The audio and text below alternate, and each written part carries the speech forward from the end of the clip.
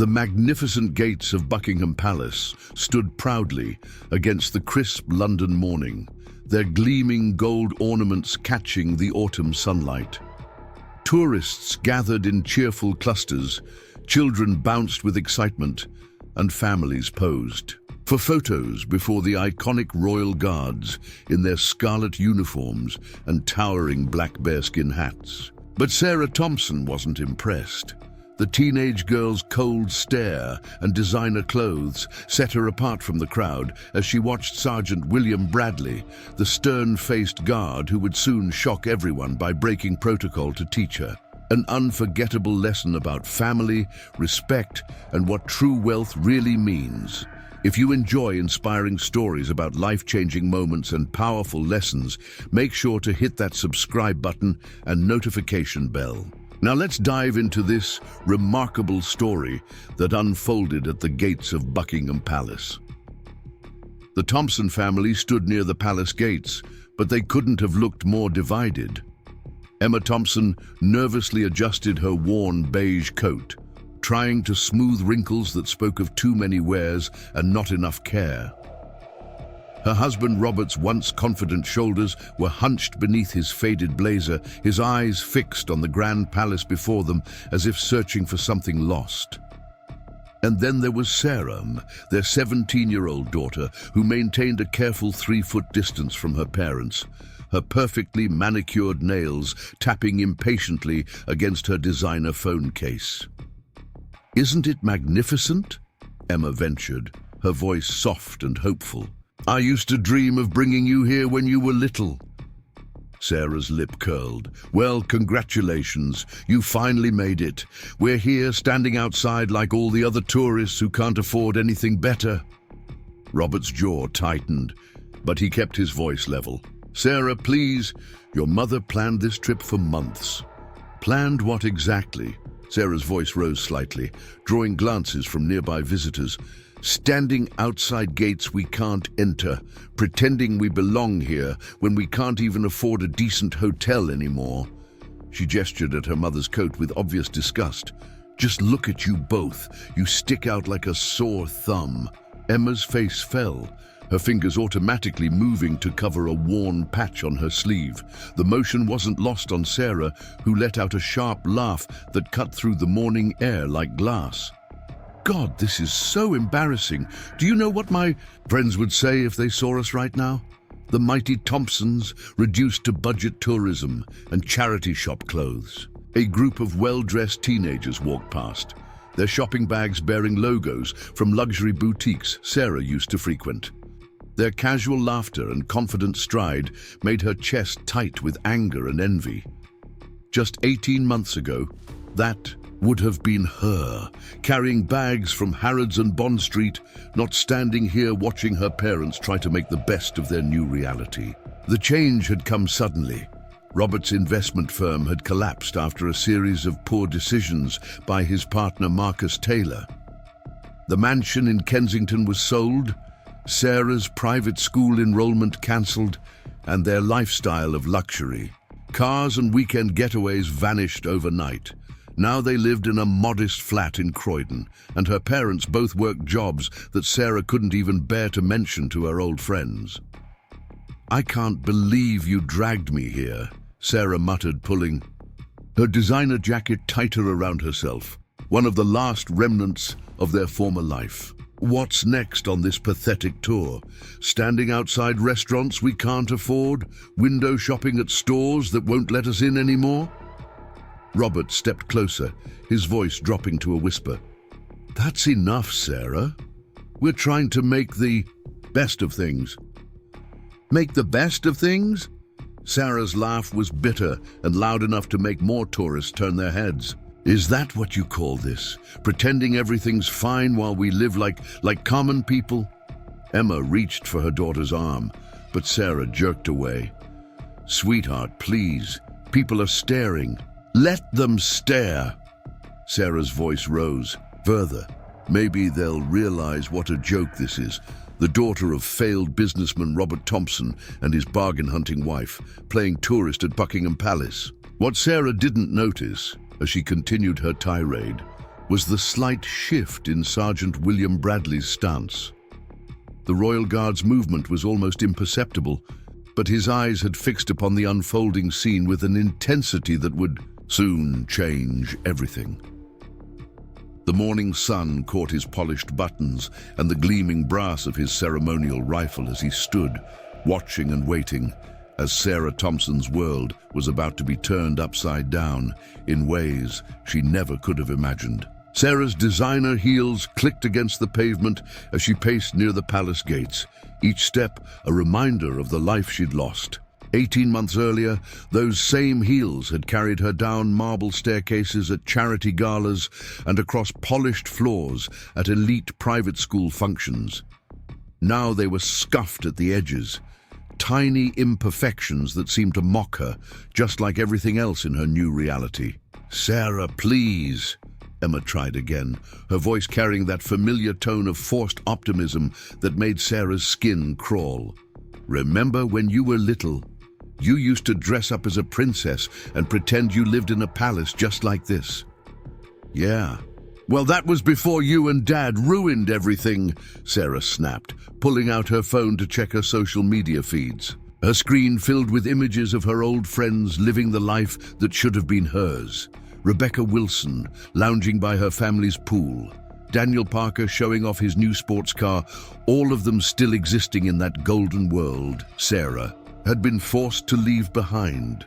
The collapse of Thompson Investment Partners had made headlines in all the financial papers. Sarah could still remember the morning everything changed, how she'd walked into her exclusive private school to find everyone staring at their phones, whispering behind their hands. Her father's firm had lost millions in a series of catastrophic investments, and their family name was suddenly toxic in London's financial circles. "It wasn't just the bad investments," Sarah said bitterly, watching a group of wealthy tourists sweep past in their pristine designer clothes. "It was your pride, wasn't it, Dad? You just had to try and save everything instead of cutting your losses." Robert's face tightened. "The situation was more complicated than that, Sarah. Sometimes in business, you have to make difficult decisions." "Oh, spare me the business lessons," Sarah interrupted, her voice dripping with sarcasm. "Your difficult decisions got us kicked out of our home. Do you know what it was like for me? Walking into school that day, seeing everyone's faces. Rebecca's mother actually called me brave for showing up, like I was some charity case." Emma stepped forward, reaching for her daughter's hand. But Sarah pulled away.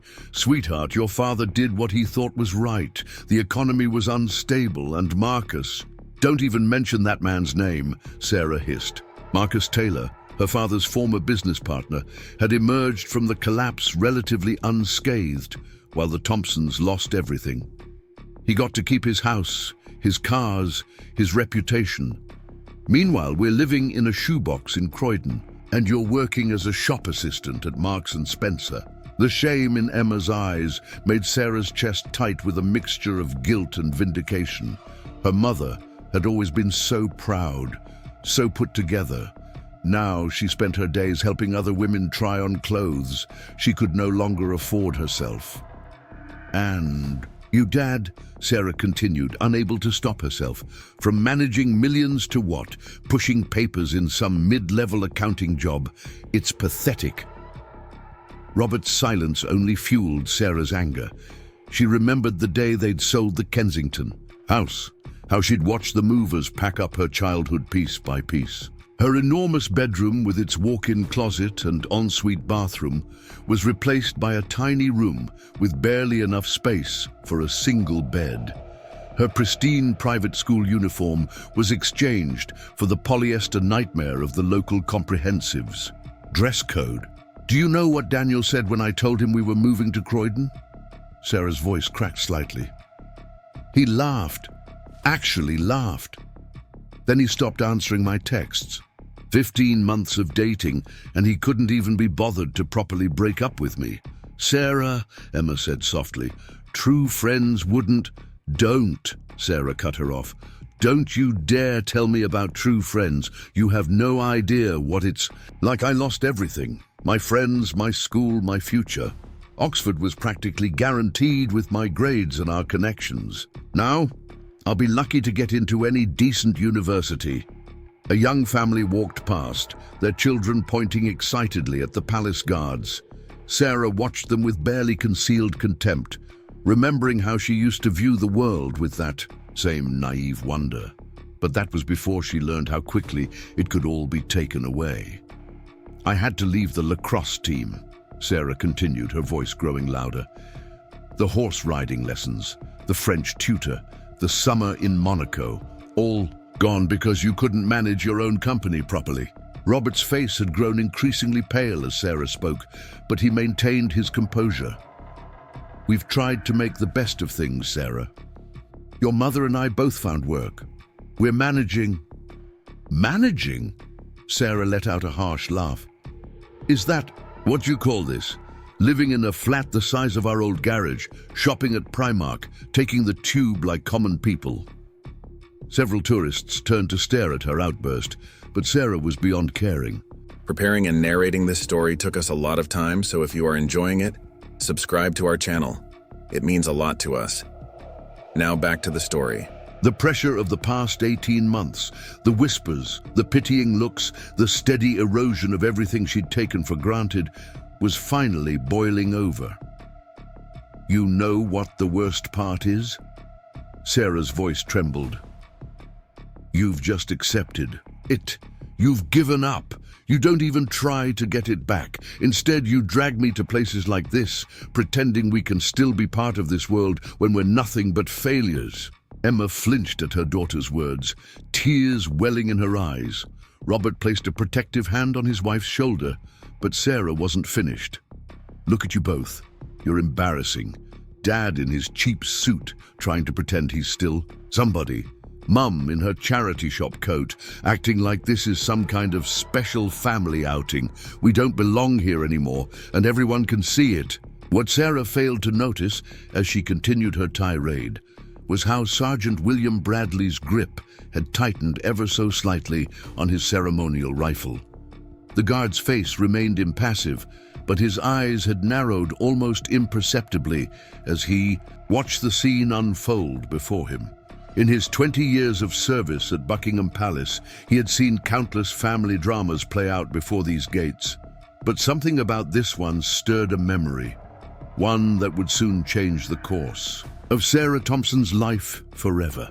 Sarah's voice grew louder as more tourists gathered around the palace gates. The morning sun cast long shadows across the courtyard as she continued her verbal assault, each word sharper than the last. A group of school children on a field trip stopped to stare, their teacher unsuccessfully trying to hustle them along. You want to know something truly pathetic? Sarah's perfectly manicured hand gestured wildly at her parents. They actually saved for months to bring me here. Months! Can you believe it? They used to take me to Monaco for weekend shopping trips, and now they're proud of scraping together enough pounds for a day trip to stand outside palace gates. Emma Thompson's face flushed deep red as she noticed phones being raised around. Their camera lenses gleaming in the morning light. Sarah, please, she whispered, this isn't the place. Then where is the place, Mum? Sarah spun around, her designer handbag swinging dangerously close to a passing tourist. In our tiny flat where we pretend everything's fine? At your shop, where you fold clothes for people who used to be your friends? Or maybe at Dad's sad little office where he pushes papers around all day? Robert stepped forward, his voice low but firm. That's enough, Sarah. We're leaving. Oh, now you want to take charge? Sarah laughed, the sound brittle and harsh in the crisp morning air. Where was that leadership when Marcus was running your company into the ground? Where was that authority when they were repossessing our cars? A young couple quickly stepped away from the scene, whispering to each other. An elderly woman shook her head disapprovingly. But Sarah was beyond caring about their reactions. The dam had broken, and 18 months of suppressed rage came, flooding out. You know what Rebecca told me last week? Sarah's voice cracked slightly. She said her parents won't let her visit anymore because our neighborhood is unsafe. Unsafe. We used to host charity galas at our house, and now my best friend's parents think we live in some kind of slum. Emma reached for her daughter's arm again, but Sarah jerked away so violently that she stumbled backward, nearly colliding with a Japanese tourist who was filming the entire scene. "Don't touch me!" Sarah shouted. "Don't you dare try to comfort me when this is all your fault. Both of you, you're such failures. You couldn't even keep our basic lifestyle intact. Do you know how humiliating it is to have to shop at regular stores, to take public transport, to live like common people?" The crowd had grown larger now, forming a loose semicircle around the family drama unfolding before the palace gates. Some were openly filming, others pretending not to watch while stealing glances. A young girl tugged at her mother's sleeve, asking loudly why the pretty lady was being so mean to her parents. "Sarah," Robert's voice carried a warning tone. "You're making a scene." "A scene?" Sarah's laugh was almost hysterical now. "Oh, I'm sorry. Am I embarrassing you? That's rich, coming from the man who embarrassed our entire family in every newspaper in London. Thompson Investment Partners collapses, millions lost in market scandal. Remember those headlines, Dad?" Emma began to cry silently, tears tracking down her cheeks. A middle-aged woman in the crowd stepped forward as if to comfort her, but thought better of it and stepped back. "Look at you both," Sarah continued, her voice rising even higher. "Standing here in your cheap clothes, trying to act like we still matter. Newsflash, we don't. We're nobody now, absolutely nobody. And it's all because you couldn't." "They're filming you," Robert cut in, his voice tight with tension. Sarah spun around, suddenly aware of the dozen or so phones pointed in her direction. For a moment, her facade cracked, showing a flash of uncertainty, but then her face hardened again. "Let them film," she declared, throwing her arms wide. "Let everyone see what you've reduced us to. Let them all watch the mighty Thompsons pretending they can still visit places like Buckingham Palace when they can barely afford their monthly rent." A murmur ran through the crowd. Some people looked uncomfortable. Others seemed fascinated by the unfolding drama. A few were already typing on their phones, no doubt sharing the scene on social media. "Here's a headline for your videos, Sarah," announced to the filming crowd, her voice taking on a theatrical quality. "Once wealthy family falls from grace, tries to play tourist at palace. Father loses everything, mother works retail, daughter forced to live like a peasant." "Sarah, stop this instant," Robert commanded, but his authority was undermined by the slight tremor in his voice. "Or what?" Sarah challenged, spinning back to face him. "What are you going to do, Dad? Ground me? Take away my allowance? Oh, wait, you can't, because we don't have any money left." The crowd had grown even larger, and Sarah seemed to feed off their attention. Her voice grew louder, her gestures more dramatic, as if she were performing for their cameras rather than expressing genuine emotion. "You want to know the really funny part?" She addressed the onlookers directly now. "They actually thought this trip would make things better. Let's visit the palace, Sarah." She mimicked her mother's gentle tone cruelly. "It'll be just like old times, except in old times, we wouldn't be standing out here with the common tourists. We had connections, we had status, we had..." And that's when it happened. A sound cut through the air, sharp, distinct, and completely unexpected. The click of a polished boot against stone. Sergeant William Bradley, who had stood as still as a statue throughout Sarah's entire tirade, had moved. The crowd fell silent. Even Sarah's voice died in her throat as she turned toward the sound. The royal guard's face remained impassive, but something had changed in his bearing. His eyes, previously fixed straight ahead, were now locked directly onto Sarah Thompson. For the first time that morning, uncertainty crept into Sarah's expression. Royal guards didn't move. They didn't react. They didn't involve themselves in tourist drama. Everyone knew that. And yet, another step. The sound echoed in the suddenly silent courtyard. Sergeant Bradley's grip on his ceremonial rifle shifted ever so slightly. The morning sun caught the brass buttons of his scarlet uniform as he took a third step, each movement precise and purposeful. Sarah's carefully constructed mask of contempt began to crack. She took an instinctive step backward, bumping into her father, who stood frozen in place. Emma's tears had stopped, replaced by an expression of shocked disbelief. The guard was now less than 10 feet away from them, his presence somehow more imposing, more real than it had been before. The tourists' phones were still recording, but now they were pointed at Sergeant Bradley, capturing what everyone knew was an unprecedented breach of protocol. What happened next would shock everyone present and change Sarah Thompson's life forever. The silence that fell over the palace grounds was deafening. Each click of Sergeant William Bradley's boots against the stone pathway seemed to echo with the force of thunder.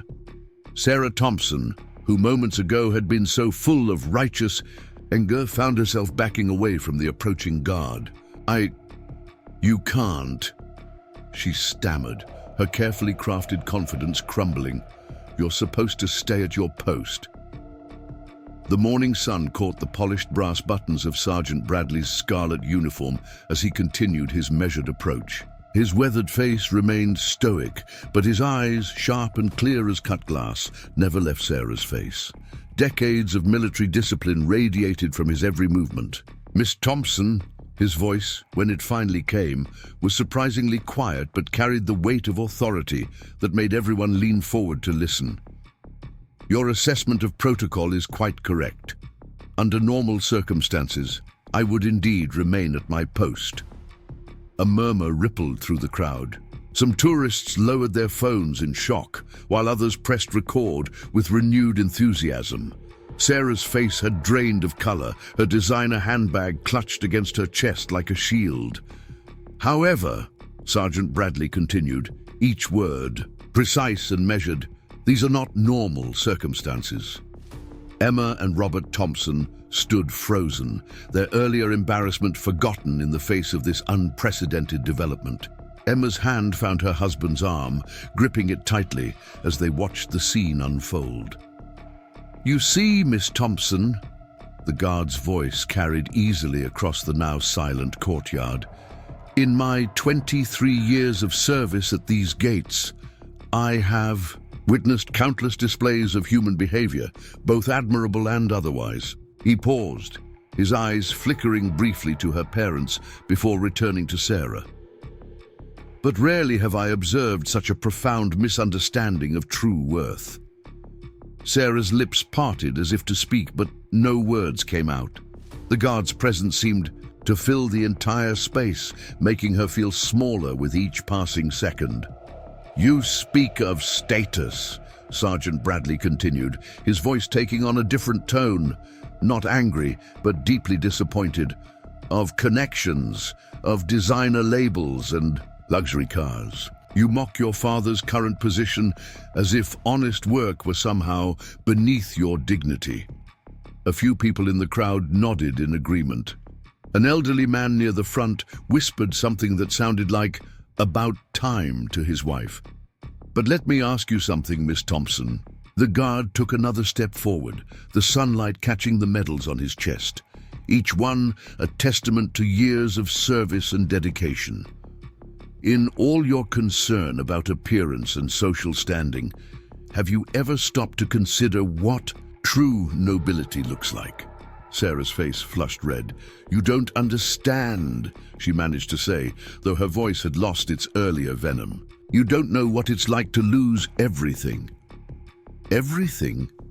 Sergeant Bradley's eyebrow raised slightly, the first real expression he'd shown.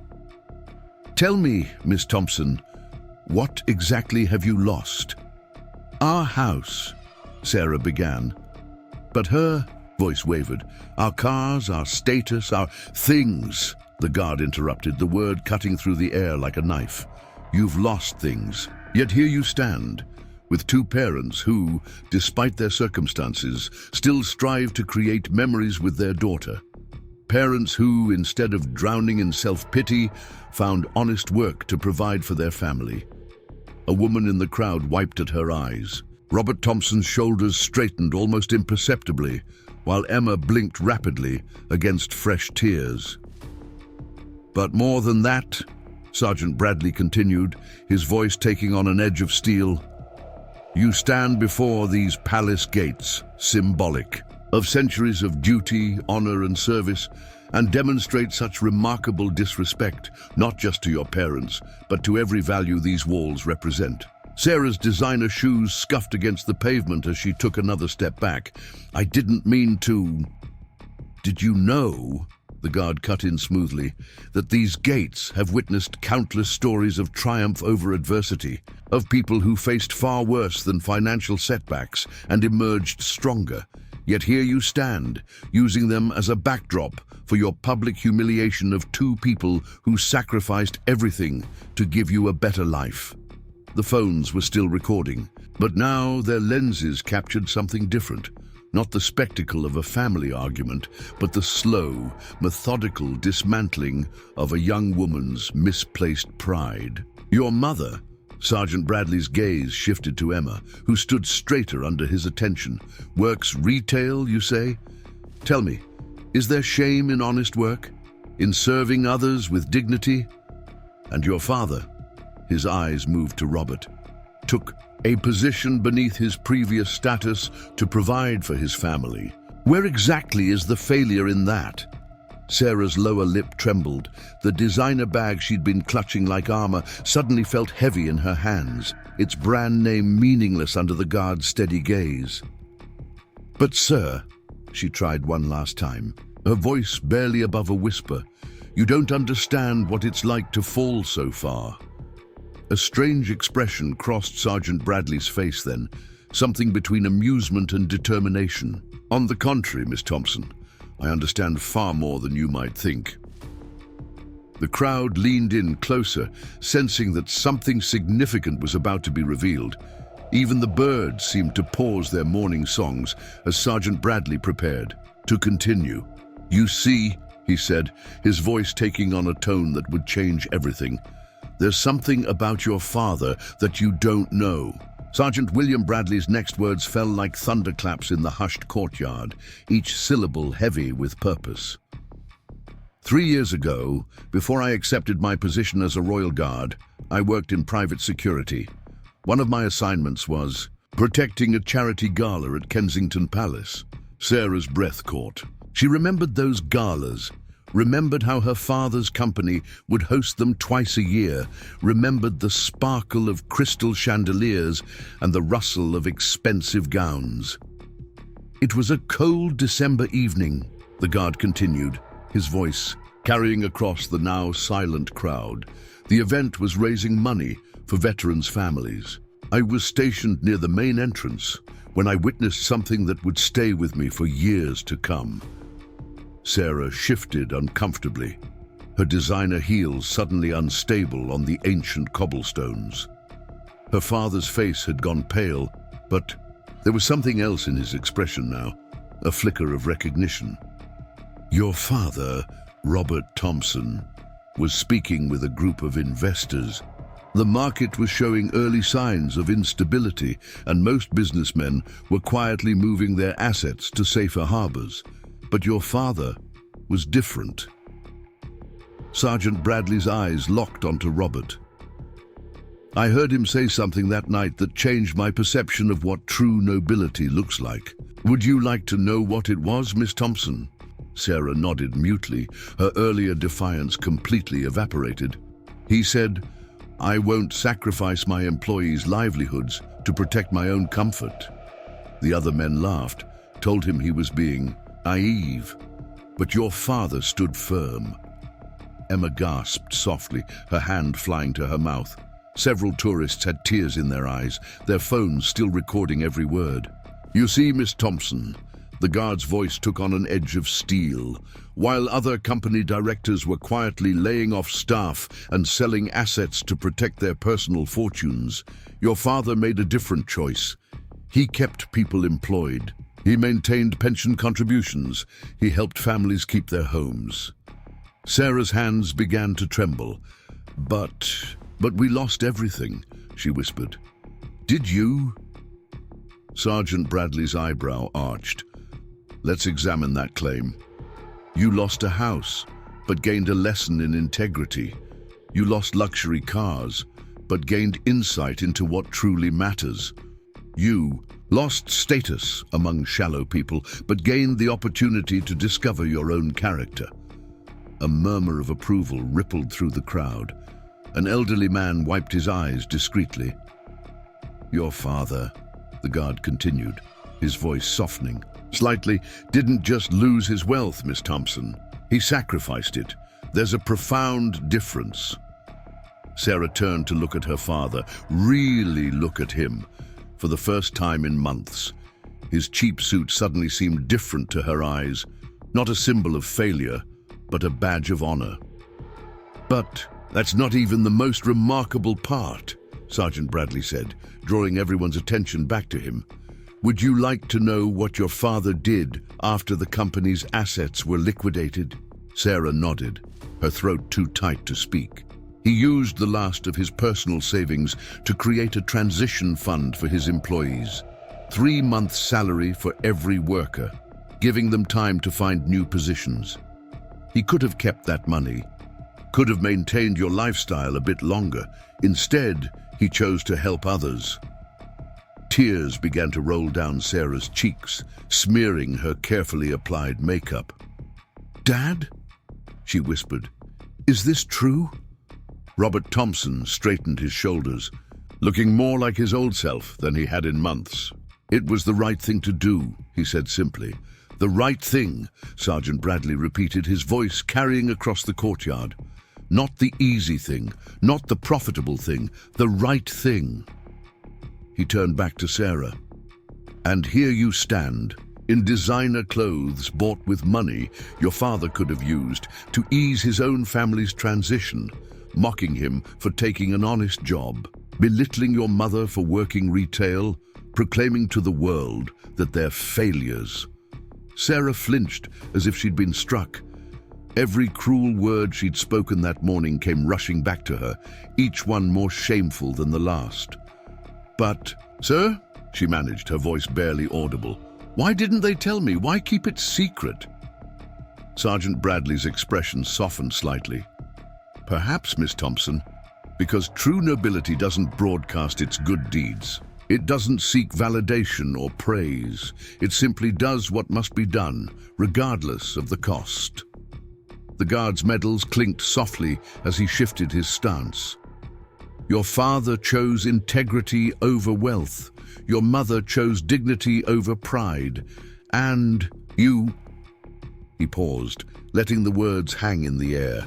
You have chosen to mock their sacrifice because it inconvenienced your lifestyle. Several people in the crowd made sounds of disapproval. Sarah had never felt smaller, more exposed. These gates, Sergeant Bradley gestured to the magnificent palace entrance behind him, have witnessed centuries of true nobility. Not the kind that comes from titles or wealth, but the kind that emerges from character, from choices made when no one is watching, from sacrifices made for the good of others. He took one step closer, his voice dropping so that only Sarah and her parents could hear his next words. Your father may have lost his fortune, Miss Thompson, but he never lost his honor. Can you say the same about your behavior today? The morning sun had climbed higher in the sky, casting shorter shadows across the palace grounds, but Sarah Thompson felt as though she was standing in complete darkness. Sergeant Bradley's words had stripped away every defense, every justification she'd built around her anger over the past 18 months. She started, but her voice cracked. The designer bag slipped from her fingers, landing with a soft thud on the cobblestones. No one moved to pick it up. There's more, Sergeant Bradley continued, his voice carrying the weight of unspoken truths. While you've been busy resenting your new circumstances, have you ever wondered why your mother took that specific job at Marks and Spencer? Sarah shook her head mutely, suddenly afraid of what she might learn. Emma Thompson, the guard turned slightly toward her mother, didn't just take any retail position, did she? She specifically requested to work in the clothing department. Would you like to know why? The crowd leaned in, phones still recording as Emma's eyes filled with fresh tears. But these weren't tears of shame. There was something else in her expression now, something like quiet pride. Because, Sergeant Bradley continued, that's where she could help other women who had fallen on hard times. Women who needed to rebuild their wardrobes for job interviews but couldn't afford designer labels. Women who needed someone to tell them they still had value, even if their circumstances had changed. A woman in the crowd suddenly gasped in recognition. "It was you," she said, stepping forward. 3 months ago, you helped me find an outfit for my first job interview after my divorce. You spent an hour with me, taught me how to mix and match pieces to create different looks." Emma nodded, a small smile breaking through her tears. "I remember. Did you get the job?" "I did," the woman replied, her voice thick with emotion. "I'm now a department manager." Sarah's legs began to tremble. She looked at her mother, really looked at her, for the first time in months. The worn coat she'd mocked earlier suddenly seemed different. It wasn't a symbol of poverty, it was a choice. Her mother had been spending her earnings helping others instead of maintaining appearances. "Your mother," Sergeant Bradley's voice cut through Sarah's thoughts, "has helped dozens of women regain their confidence and dignity. She's become known among the staff as the one to call when someone comes in looking lost and overwhelmed. Yet you mock her for this work, as if serving others were beneath your dignity." The phones recording the scene had multiplied. Someone in the crowd whispered, "This needs to go viral." But Sarah barely heard them. She was too busy watching her mother stand straighter, years of quiet dignity finally being recognized. "But there's something else you should know," the guard continued, his voice taking on a new tone. "Something about the day your father's company collapsed." Robert Thompson's face tightened, but Sergeant Bradley pressed on. "Your father's business partner, Marcus Taylor. You mentioned him earlier. Did you never wonder why he emerged from the collapse relatively unscathed while your family lost everything?" Sarah's breath caught.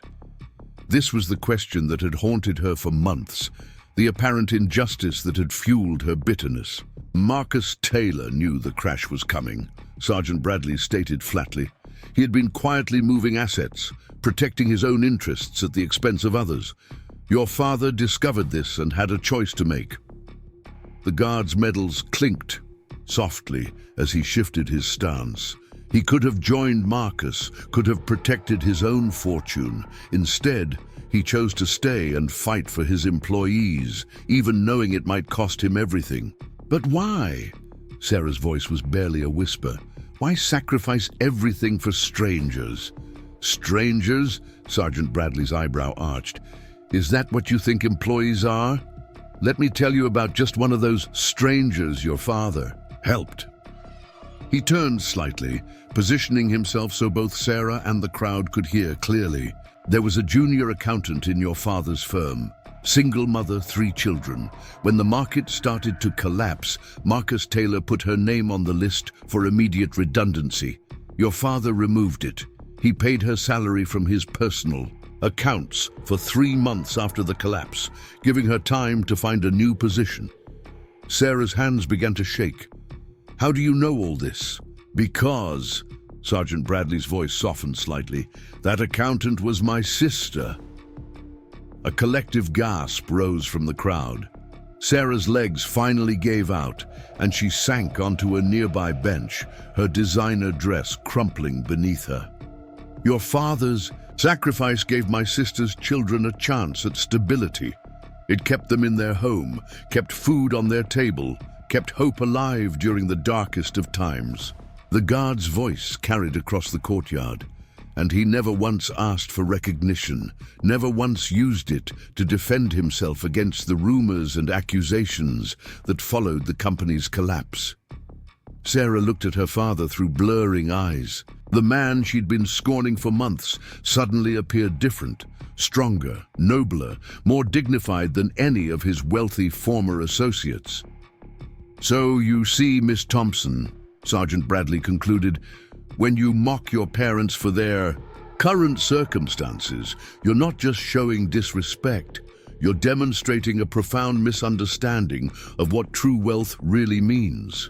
The crowd around the palace gates had grown larger, drawn by the unprecedented sight of a royal guard breaking protocol. But Sarah Thompson barely noticed them anymore. Her world had narrowed to the devastating truths Sergeant Bradley was revealing, each one dismantling her carefully constructed wall of resentment. "There's something else you should know about your father," Sergeant Bradley continued, his voice carrying a new weight. "Something that happened the day the company officially closed its doors." Sarah looked up from the bench, mascara streaking her cheeks. "What more could there be?" she whispered. "It was raining that day," the guard began, his eyes distant, with memory. "The kind of heavy London rain that soaks through everything. The employees had been called in for the final meeting. Everyone knew what was coming. The news of the collapse had been in every paper." Robert Thompson's face showed recognition of that day, the pain still fresh in his eyes. Emma moved closer to her husband, their hands finding each other in a gesture of shared memory. "Your father stood before his employees," Sergeant Bradley continued, "not in his usual tailored suit, but in casual clothes. He'd already sold his designer wardrobe to add to the employee transition fund. He told them the truth about everything: the market crash, the betrayal by Marcus Taylor, the loss of their investments." Sarah leaned forward, hanging on every word. This was a part of the story she'd never heard. "But then he did something remarkable." The guard's voice softened with respect.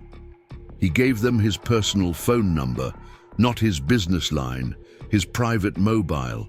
He told them if they ever needed a reference, a recommendation, or just someone to talk to, they could reach him day or night." A murmur ran through the crowd. Sarah's hands began to tremble as she remembered throwing away her old phone because "poor people" had started calling it. "Those weren't business calls you were so annoyed by, Miss Thompson," Sergeant Bradley said, as if reading her mind. "Those were people reaching out to thank your father, to tell him they'd found new jobs, to let him know his sacrifice had given them a chance to rebuild their lives."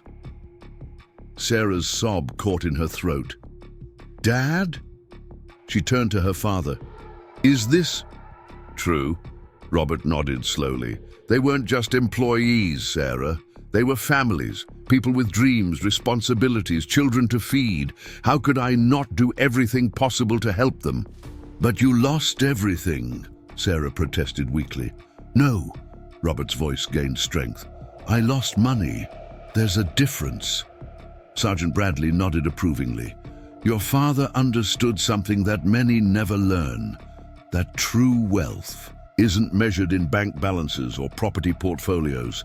It's measured in the lives you touch, the dignity you preserve, the hope you give to others." The guard turned slightly, his medals catching the sunlight. "Do you know what happened in the weeks after the company closed? Other firms began calling, not for your father, but for his former employees. Word had spread about their loyalty, their integrity, their work ethic. Your father had created such a strong culture of excellence that his employees became highly sought after." Sarah's mind raced back to those weeks, remembering how she'd hidden in her room, embarrassed by the steady stream of visitors to their house. She'd assumed they were creditors or journalists. Now she realized they were probably people coming to thank her father. "But there's more," Sergeant Bradley continued. "Your mother's role in all this goes deeper than you know." Emma straightened, her worn coat suddenly seeming to sit differently on her shoulders. While your father was dealing with the legal aftermath of the collapse, your mother was quietly working behind the scenes. She sold her jewelry, her designer clothes, her luxury cars, not because she had to, but because she chose to. Every penny went to helping employees' families through the transition.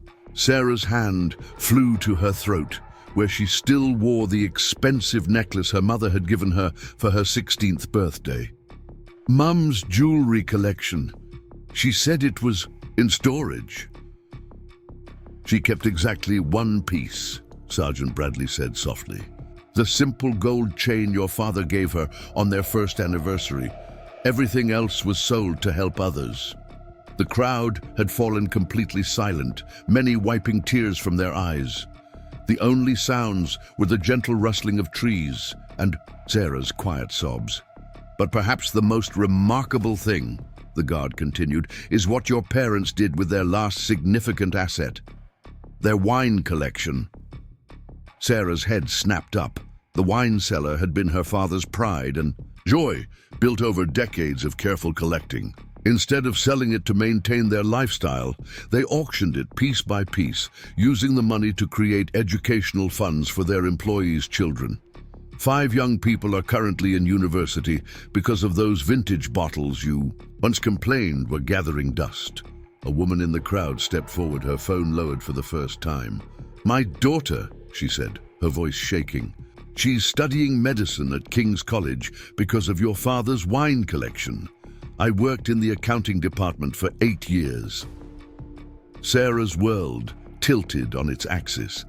Every complaint she'd made, every bitter accusation she'd hurled, every moment of self-pity came crashing down around her.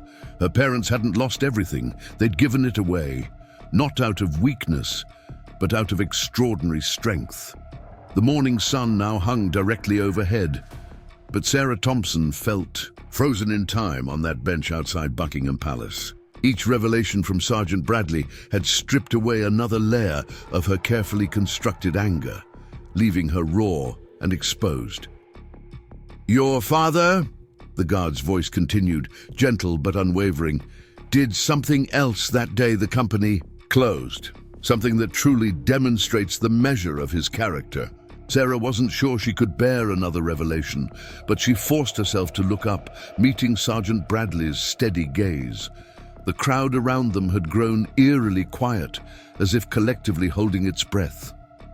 "In the final hours before the office closed forever, your father called a special meeting, not with executives or shareholders, but with the cleaning staff, the security guards, the maintenance workers, the people most companies forget about during times of crisis." Robert Thompson's shoulders straightened slightly at the memory, while Emma squeezed his hand tighter. He had managed to secure a small settlement from the company's insurance policy, Sergeant Bradley continued. "It wasn't much, but it was legally his to keep. Do you know what he did with it?" Sarah shook her head, though deep down she already knew the answer would humble her further. "He divided it equally among the support staff. Every penny. People who had worked in the shadows, keeping the company running smoothly for years, suddenly found themselves with 3 months' worth of salary as a buffer. Your father told them, your work always mattered, even if others didn't see it." An elderly man in a maintenance uniform stepped forward from the crowd, his voice thick with emotion. "I remember that day. I'd worked there for 15 years, cleaning offices after hours. Most executives never even looked at me, but Mr. Thompson, he knew my name, asked about my grandchildren. That money he gave us, it kept my family afloat until I found new work." Sarah's hands began to shake uncontrollably. She remembered complaining bitterly about having to cancel her spa memberships and private yoga sessions during those same months. While she'd been mourning her luxuries, her father had been ensuring others could keep their homes, feed their families. "But Miss Thompson," Sergeant Bradley's voice took on a new tone, "do you know what truly sets your parents apart? It's not just what they gave up, it's what they've done since." Sarah looked up, confusion mixing with her shame. Your mother doesn't just work retail, the guard explained. She's created an informal network of professional women who donate their gently used business clothes. Every week, she helps women in crisis dress for interviews, rebuild their wardrobes, restore their dignity. She does this quietly, without recognition, using her lunch breaks and after hours. Emma blushed as several women in the crowd nodded in recognition. It's nothing special, she said softly, just passing on kindness. Nothing special? Sergeant Bradley's eyebrow arched. Last month, 3 women landed executive positions wearing suits from your collection. You've helped domestic violence survivors restart their lives, guided redundant workers back into the workforce, given hope to people who thought they'd lost everything. A siege. Sarah's mind flashed to all the times she'd mocked her mother's cheap clothes and boring job. Each memory now felt like a knife in her heart.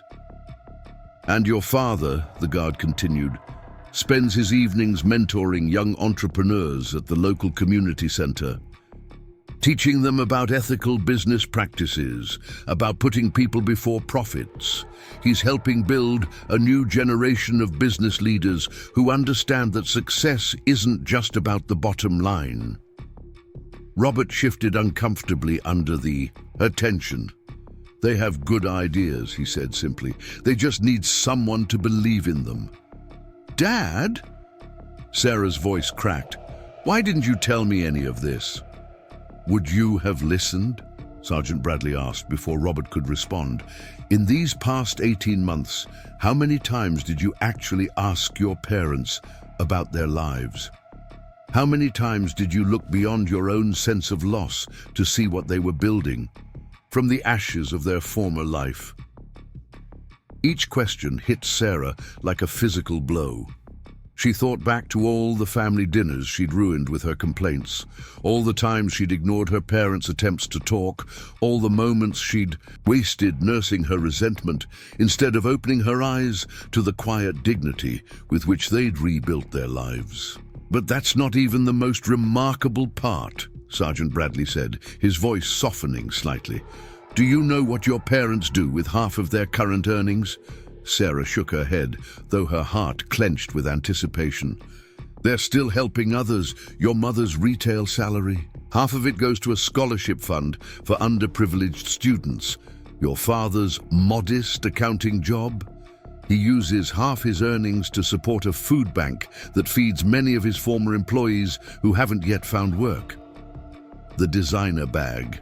At Sarah's feet, the one she'd been so proud of, the one she'd used to show she was still somebody, suddenly looked garish and meaningless. This whole time, Sarah whispered more to herself than anyone else.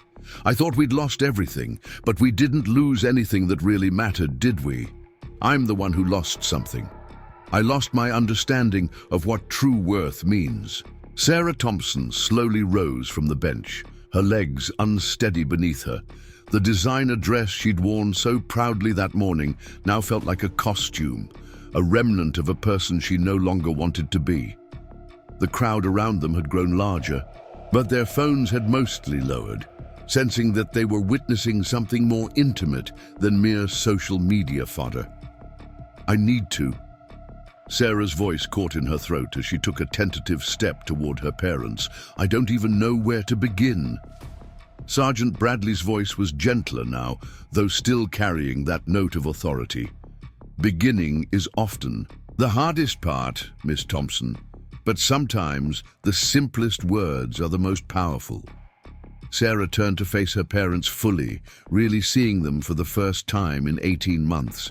Her father's weathered face, lined with worry, but still holding that quiet strength she'd once taken for granted. Her mother's gentle eyes, brimming with a love she'd never stopped offering, even when met with contempt. I'm sorry, Sarah whispered, the words feeling inadequate but necessary. I'm so sorry.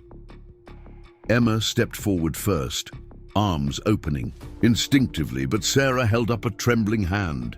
Please, I need to say this first. She took a deep breath, aware of the crowd's hushed attention, but focusing solely on her parents. I've been horrible. Worse than horrible. I've been cruel and selfish and blind. While you were both being heroes, I was only thinking about what I'd lost. Sarah, Robert began, but she shook her head. No, Dad, please. I spent months mocking you for taking that accounting job, never once asking why you chose it over the executive positions you were offered. She turned to Sergeant Bradley. There's more to that story too, isn't there? The guard nodded solemnly. Your father was offered several high-paying positions at prestigious firms. He turned them all down. Would you like to know why? Sarah nodded, though part of her already knew the answer would shame her further. The accounting firm, where he now works, specializes in helping small businesses survive economic downturns. Your father uses his experience, his knowledge of what can go wrong, to help other companies avoid the same fate as his. He's prevented 3 businesses from collapse in the past year alone. Robert shifted uncomfortably. It's just practical experience put to good use. Practical experience. Sergeant Bradley's eyebrow arched.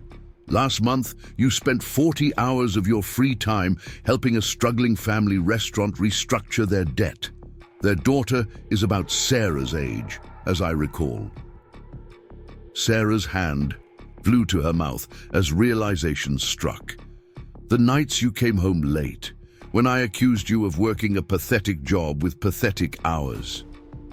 He was saving someone else's family from experiencing what you went through, the guard finished, though they'll never know exactly who helped them or what he sacrificed to do so. Emma stepped forward again, her voice soft but clear. Your father believes everyone deserves a second chance, Sarah. Everyone deserves the opportunity to rebuild. Even me? Sarah's voice cracked. After everything I've said? Everything I've done? Especially you, Robert said firmly, opening his arms. This time, Sarah didn't hesitate.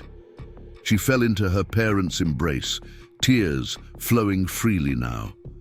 The crowd around them broke into spontaneous applause, but Sarah barely heard them. All she could focus on was the familiar scent of her mother's perfume, the same modest brand she'd worn for years, even in their wealthy days, and the strength in her father's arms that had nothing to do with designer suits or corporate power.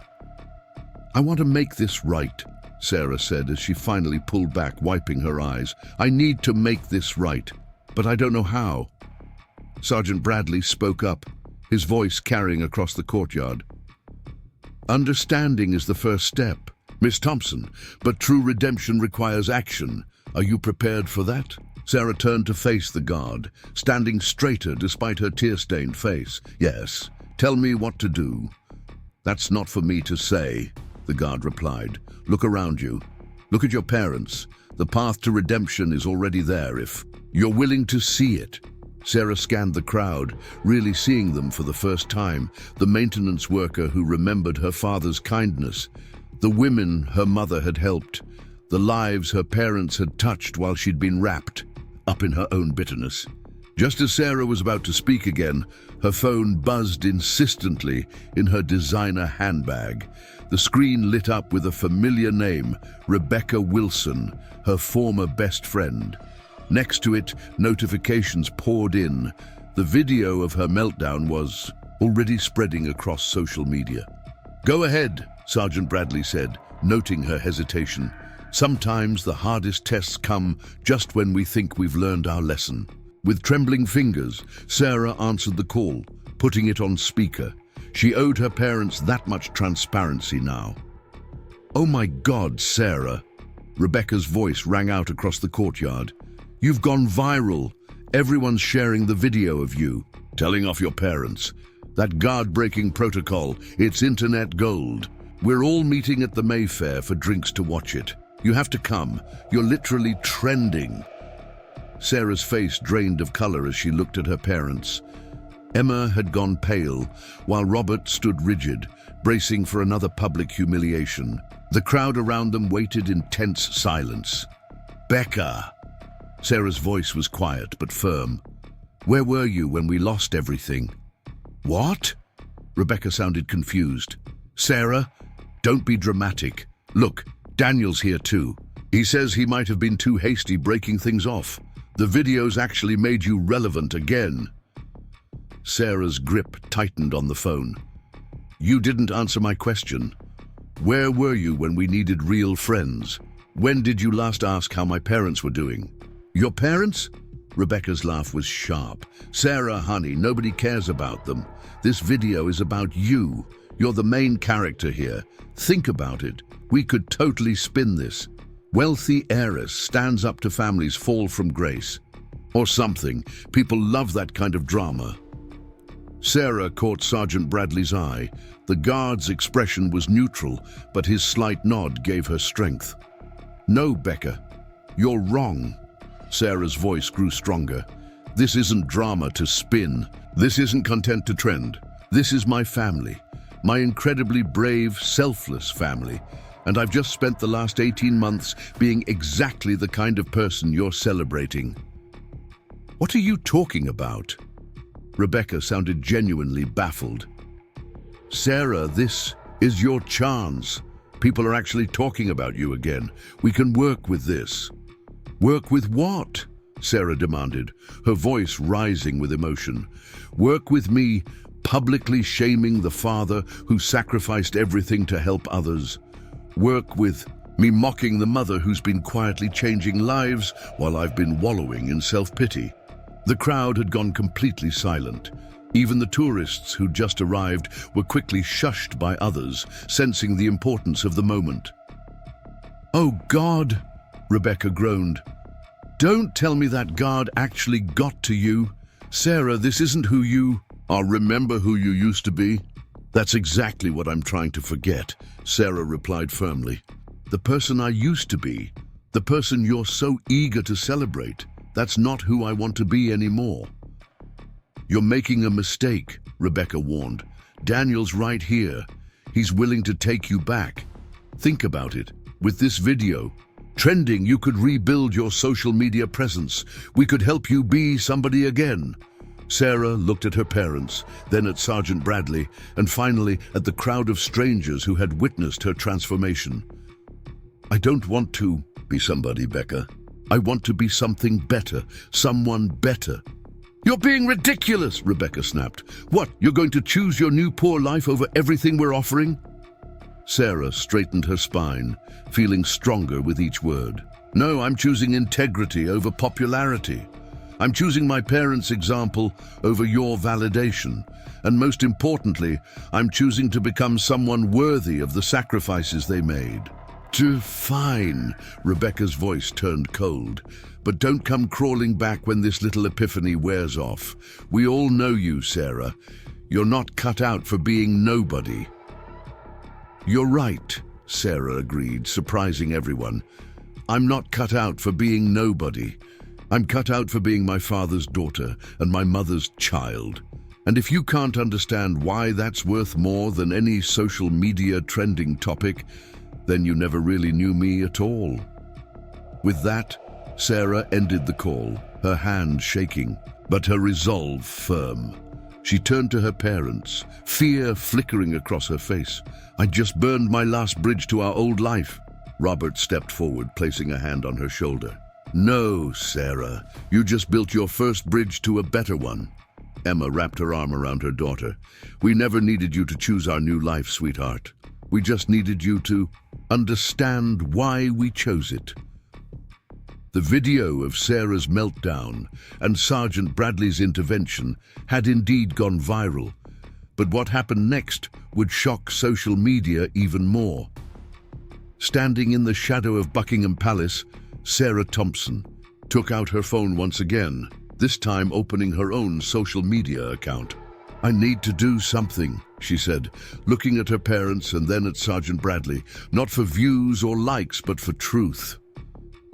The guard nodded approvingly as Sarah began to record herself, her hands steady despite the emotion in her voice. To everyone who's seen the video of me at Buckingham Palace this morning, she began, her voice clear and strong. You witnessed me at my worst moment, but now I want you to witness something else. The truth about my parents that I was too blind to see. The crowd gathered closer as Sarah continued, her words coming straight from her heart. 18 months ago, my father, Robert Thompson, lost his company, but today I learned he didn't just lose it, he sacrificed it to protect his employees. While other executives were saving themselves, my father was saving families. Emma wiped tears from her eyes as Sarah turned the camera to include them both in the frame. And my mother, who I mocked for working retail, has been quietly changing lives every day. She's been helping women rebuild their confidence, their careers, their hope, all while I was too self-absorbed to notice. Miss Thompson, Sergeant Bradley interjected softly, perhaps you might want to share about the education fund. Sarah nodded, squaring her shoulders. My parents sold everything they had, their cars, their jewelry, even my father's prized wine collection, not to maintain our lifestyle, but to create opportunities for others. Right now, there are students in university, families in homes, and businesses still running, because my parents chose integrity over wealth. She paused, emotion threatening to overwhelm her, but pushed through. To everyone who's been sharing that first video and laughing at my behavior, you're right. I was entitled, cruel, and completely wrong. But please, share this one too. Share the story of two people who lost everything but kept their dignity. Share the truth about what real success looks like. A woman in the crowd stepped forward, the one Sarah's mother had helped with interview clothes. May I say something? She asked, approaching the camera. Sarah nodded, turning her phone to capture the woman's story. 3 months ago, I was at rock bottom, the woman began. Divorced, unemployed, and losing hope. I walked into Marks & Spencer looking for the cheapest outfit I could find for job interviews. Emma Thompson spent her lunch break helping me put together a professional wardrobe from the sale rack. She taught me how to walk into interviews with confidence. Today, I'm a department manager, and I'm paying her kindness forward by mentoring other women in similar situations. More people began stepping forward, each with their own story about the Thompsons. The maintenance worker who'd kept his home because of Robert's severance package. A young university student whose education was funded by the sale of vintage wines. A small business owner who'd avoided bankruptcy thanks to Robert's free consulting. Sarah recorded it all, her hands steady even as tears rolled down her cheeks. When the last person had spoken, she turned the camera back to herself. I've spent 18 months being angry about losing our wealth, she said, her voice thick with emotion. But today I learned that my parents never lost anything that mattered. They chose to give it away to help others. They chose to rebuild their lives around serving others. They chose integrity over image, kindness over comfort, and dignity over status. She took a deep breath before continuing. To my old friends who've been calling and messaging, yes, I'm choosing this poor life. I'm choosing to follow my parents' example, and to anyone watching this who's going through hard times, look around you. True wealth isn't in designer labels or fancy addresses. It's in the lives you touch, the hope you give, and the integrity you maintain when no one's watching.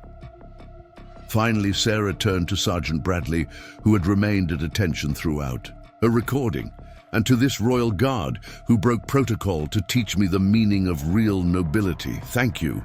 You didn't just stop my public tantrum, you opened my eyes to the true meaning of dignity. As Sarah ended the recording, a spontaneous applause broke out among the crowd, but she barely heard it, focused instead on uploading the video with trembling fingers. It's not much, she said quietly to her parents, but it's a start. Robert squeezed her shoulder. It's more than that, Sarah. It's courage. Emma nodded in agreement. Real courage isn't about grand gestures. It's about facing the truth about yourself and choosing to be better. Sarah looked down at her phone as the notifications began pouring in. But this time, instead of seeking validation from the comments, she turned off her phone completely. "I don't need to watch the responses," she said, slipping the phone into her bag. "I just needed to tell the truth." 3 months after that, transformative morning at Buckingham Palace, Sarah Thompson stood again before those same gates. This time she wore a simple blouse and practical skirt, her new uniform for the charitable foundation she'd helped her parents establish. The Thompson Second Chances Foundation had started small, born from the viral video of Sarah's transformation, but it had grown into something none of them had expected. Sarah's raw honesty about her own journey from entitlement to enlightenment had struck a chord with people around the world. "Ready?" Emma asked, adjusting her name badge. Today was their first official fundraising event, held with special permission on the palace grounds, an honor arranged through Sergeant William Bradley's connections. "Almost doesn't feel real," Sarah replied, watching the guests arrive. Former employees of Thompson Investment Partners mingled with beneficiaries of her mother's clothing initiative. University students funded by her father's wine collection chatted with business owners he'd helped save. Sergeant Bradley, off-duty and in formal civilian attire, approached the family. "Quite a different scene from 3 months ago," he observed, with a slight smile. Sarah returned the smile, confidence replacing her former arrogance. "I was just thinking about that morning. How I stood here thinking I'd lost everything, when really I was about to find something so much more valuable." The foundation had become her passion. Using her social media skills for good, she'd created a platform connecting struggling families with resources, mentors, and opportunities. Her viral moment of shame had transformed into a movement of hope. "Your latest initiative," the sergeant nodded toward a group of teenagers in smart business attire, "the youth mentorship program." "Sarah's idea," Robert said proudly, "teaching young people about ethical business practices and social responsibility early on." The program paired privileged teenagers with peers from underprivileged backgrounds, creating friendships that bridged social divides while teaching valuable lessons about wealth, responsibility, and character. "I keep thinking about Rebecca and my old friends," Sarah admitted. "How empty it all seems now. The designer labels, the social climbing, the constant need to prove our worth through wealth." Emma squeezed her daughter's hand. "You've come so far, sweetheart." Indeed, she had. The foundation's office occupied a modest space in Croydon, not far from their flat. Sarah worked alongside her parents, learning from their example every day. Her social media followers now numbered in the millions, but her content had transformed. Instead of flaunting privilege, she shared stories of resilience, kindness, and redemption. "The real miracle," Sarah said, watching a former Thompson employee embrace her father, "isn't how many people we've helped. It's how helping others heals something in yourself." Sergeant Bradley nodded approvingly. "That's what true nobility looks like, Miss Thompson. Not a title or a bank balance, but the choice to serve others with dignity." The event was a success beyond their expectations. Sarah's video had attracted wealthy donors who'd been moved by the family's story. But, more importantly, it had created a network of people helping people, each paying forward the kindness they'd received. "You know what I realized?" Sarah said as the event wound down, the palace grounds glowing in the evening light.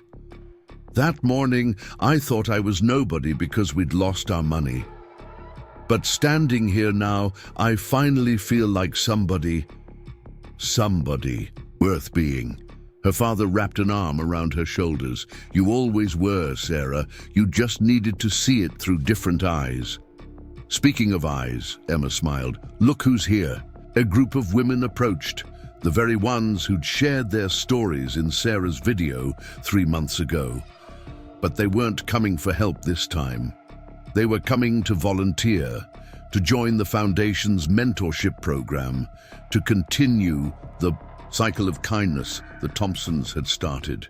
"This is real wealth," Sarah said softly, watching the sunset paint the palace gates in golden light.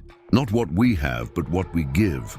Not how we fall, but how we help others rise." Sergeant Bradley, preparing to return to his duties, offered a final observation. "You know, Miss Thompson, some might say that morning was the worst moment of your life. Standing here now, what would you say to that?" Sarah looked around at the lives touched, the connections made, the purpose found. "I'd say it wasn't the worst moment. It was the first moment. The first moment of really understanding what matters. The first moment of becoming who I was meant to be." As the evening drew to a close, Sarah caught her reflection in one of the palace windows. The entitled girl who'd stood here 3 months ago was gone. In her place stood someone stronger, kinder, and infinitely more wealthy in all the ways that truly mattered. Want to witness more powerful stories of transformation and redemption? You won't want to miss what's coming up next on your screen. Don't forget to like, subscribe, and hit that notification bell to catch more incredible stories of life-changing moments and powerful lessons. Share your thoughts below. How has this story changed your perspective on true wealth and success? Remember, every moment holds the potential for transformation. Sometimes it just takes one person willing to show us the truth about ourselves. Stay tuned for more powerful stories that will touch your heart and change your perspective.